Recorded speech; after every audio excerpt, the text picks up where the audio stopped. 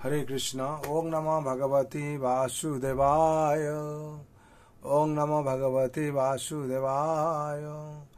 ओम नमो भगवते वासुदेवाय। नारायणं नमस्कृतं नरं चैव नरोत्तमं देवीं सरस्वतीं व्यासं ततो जयमुदीरये। नष्टप्रायेषु अभद्रेषु नित्यं भगवत सेवया भगवते उत्तम श्लोके भक्ति भवति नष्टिके। कृष्णाय वासुदेवाय देवकी नंदनाय च नंदगोपकुमाराय गोविंदाय नमो नमः। हरे कृष्ण। श्रीमद् भागवतम स्कंद 10 अध्याय 5 श्लोक संख्या 1-2। श्रीशुक उवाच नंदत्मात्मज नंदत्वात्मज उत्पन्ने जाताल्लादो महामनाम् आह्य विप्रान वेद ज्ञान स्नात सुचिरलंकृतः। 2 श्लोक संख्या 2। वाचयित्वा स्वस्तयानं जात कर्मात्मजस्य वै कारयामास विविध विधिवत् पितृदेवार्चनं तथा। শব্দের বলা হচ্ছে শ্রী শুক বাচ। শ্রী সুখদেব গোসাই বললেন, নন্দ মহারাজ তু বস্তুতপক্ষে আত্মজে তার পুত্র উৎপন্নে জন্ম হলে জাত মগ্ন হয়েছিলেন আহ্লাদ মহানন্দে মহামনা উদারচিত আহুয় নিয়ন্ত্রণ করেছিলেন বিপ্রাণ ব্রাহ্মণদের বেদ জ্ঞানম বেদজ্ঞ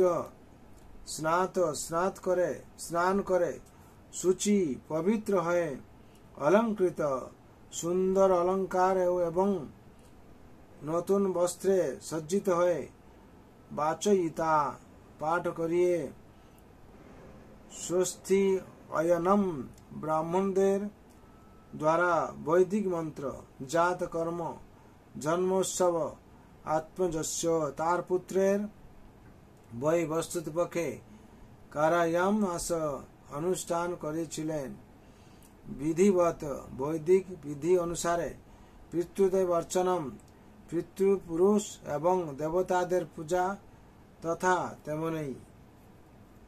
অনুবাদ। শ্রীল সুখদেব গোস্বামী বললেন, নন্দ মহারাজ ছিলেন স্বভাবতই উদারচিত এবং শ্রীকৃষ্ণ যখন তার পুত্ররূপে আবির্ভূত হয়েছিলেন তখন তিনি আনন্দে বিহ্বল হয়েছিলেন। তাকে স্নান করিয়ে এবং স্বয়ং পবিত্র হয়ে তিনি বস্ত্র এবং অলঙ্কারে সজ্জিত হয়েছিলেন এবং বেদজ্ঞ ব্রাহ্মণদের নিমন্ত্রণ করেছিলেন। সেই ব্রাহ্মণদের দ্বারা স্বস্তি বাচন করিয়ে তিনি যথাবিধি পুত্রের জাত কর্ম সম্পাদন করিয়েছিলেন এবং দেবতা ও পিতৃপুরুষদের পূজার আয়োজনও করেছিলেন। তাৎপর্য। শ্রীল বিশ্বনাথ চক্রবর্তী ঠাকুর নন্দস্থ শব্দটির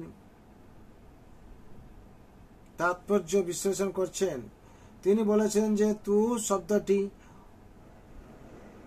বাক্যটি পূর্ণ করার জন্য ব্যবহার করা হয়নি, কারণ তু শব্দটি ব্যতীতই বাক্যটি পূর্ণ। অতএব অন্য উদ্দেশ্য তু শব্দটি ব্যবহার হয়েছে। যদিও কৃষ্ণ দেবকীর পুত্র রূপে আবির্ভূত হয়েছিলেন, তবুও দেবকী এবং বসুদেব তার জাতকর্ম উৎসবের আনন্দ উপভোগ করতে পারেননি। পক্ষান্তরে সেই উৎসবের আনন্দ উপভোগ করেছিলেন নন্দ মহারাজ, যে সম্বন্ধে এখানে বলা হয়েছে নন্দ ত্বাত্মজ উৎপন্নে জাতাল্লাদো মহামনা। যখন বসুদেবের সঙ্গে নন্দ মহারাজের সাক্ষাৎ হয়। যখন বসুদেবের সঙ্গে নন্দ মহারাজা সাক্ষাৎ হয় তখন বসুদেব তার কাছে ব্যক্ত করতে পারেননি, তোমার পুত্র কৃষ্ণ প্রকৃতপক্ষে আমার পুত্র, তুমি অন্যভাবে তার পিতা। আধ্যাত্মিক ভাবে কংসের ভয়ে বসুদেব কৃষ্ণের জন্মোৎসব অনুষ্ঠান করতে পারেননি। নন্দ মহারাজ কিন্তু সেই সুযোগের পূর্ণ সদ্ব্যবহার করেছিলেন। যখন নবজাত শিশুর নাড়িচ্ছেদ করা হয় তখন জাত কর্ম অনুষ্ঠান হয়, কিন্তু বসুদেব যেহেতু শ্রীকৃষ্ণকে নন্দ মহারাজের গৃহে নিয়ে এসেছিলেন, অতএব সেই সুযোগ কোথায় ছিল? এই প্রসঙ্গে শ্রীল বিশ্বনাথ চক্রবর্তী ঠাকুর বহু শাস্ত্র থেকে প্রমাণ করেছেন যে শ্রীকৃষ্ণ প্রকৃতপক্ষে যোগমায়ার জন্মের পূর্বে যশোদার পুত্ররূপে জন্মগ্রহণ করেছিলেন। তাই যোগমায়াকে ভগবানের কনিষ্ঠা ভগ্নী বলে বর্ণনা করা হয়েছে। নাড়ি কাটার সম্বন্ধে যদিও সন্দেহ থাকতে পারে এবং ভগবানের আবির্ভাবের সময় হয়তো তা নাও হয়ে থাকতে পারে, তবু এই ঘটনাগুলি বাস্তব বলে স্বীকার করা হয়। শ্রীকৃষ্ণ ব্রহ্মার নাসারন্ধ্র থেকে বরাহদেব রূপে আবির্ভূত হয়েছিলেন এবং তাই ব্রহ্মাকে বরাহদেবের পিতা বলে বর্ণনা করা হয়। কারয়া মাস বিবিধ পদটিও তাৎপর্যপূর্ণ। পুত্রের জন্ম উপলক্ষে আনন্দে বিহ্বল হয়ে নন্দ মহারাজ দেখতে পাননি পুত্রের নাড়ি ছেদন করা হয়েছিল কিনা। এইভাবে তিনি মহা আড়ম্বরে সেই উৎসব অনুষ্ঠান করেছিলেন। কোন মহাজনদের মতে শ্রীকৃষ্ণ প্রকৃতপক্ষে যশোদার পুত্ররূপে জন্মগ্রহণ করেছিলেন। সে যাই হোক, জড় বিচারের অপেক্ষা না করে আমরা স্বীকার করতে পারি যে নন্দ মহারাজের শ্রীকৃষ্ণের জন্মোৎসব পালন যথাযথ ছিল। এই অনুষ্ঠানটি তাই সর্বত্র নন্দ উৎসব নামে অভিহিত হয়। হরি বল। এখানে বিশেষ করে আমরা আজকে পঞ্চম অধ্যায় 1-2 নম্বর শ্লোক তাৎপর্য সম্পূর্ণ হলো। এখান থেকে ভগবানের যে জন্ম সেই সম্বন্ধে বিস্তারিতভাবে বর্ণনা করা হয়েছে। তার সাথে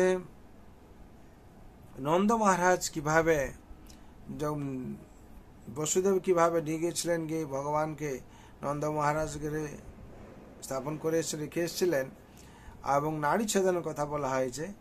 এখানে নাড়ি ছেদন কথাটি যে বলা হয়েছে, এখানে ভগবানের নাড়ি ছেদন হয়েছে কি না এখানে উল্লেখ করা হয়নি, কিংবা নন্দ মহারাজ এটা খেয়াল না করে কি উৎসব পালন করেছেন। আর যেহেতু বসুদেব এখানে ভগবানের জন্ম উৎসব পালন করেনি কংসের ভয়, কিংবা কংসের এই প্রভাব যে অনিষ্টের জন্য, আর সেখানে সেই সুযোগ নিয়েছেন কে? নন্দ মহারাজ ভগবানের জন্ম উৎসব পালন করেছেন। তার জন্য আমরা এরকম পবিত্র কথা, যেরকম এখানে বলা হচ্ছে, ব্রহ্মার নাসিকা থেকে যেহেতু বরাহদেব সৃষ্টি হয়েছেন, বরাহদেবের পিতা ব্রহ্মাকে বলা হয়। এইসব কথা আমরা, অমৃত কথা একমাত্র ভাগবত থেকে আমরা জানতে পারছি। সেরকম যদি আমরা ভাগবত নিত্যম পাঠ করি কিংবা শ্রবণ করি, তার মাধ্যম দিয়ে আমরা সমস্ত কিছু তথ্য জানতে পারবো। তার জন্য নিত্যম ভাগবত সেবার কথা বলা হয়েছে। তার জন্য আমাদের প্রত্যেক দিন কি করতে হবে? ভাগবত পাঠ শ্রবণ করতে হবে, নাহলে পড়তে হবে, তাহলে আমরা জানতে পারবো।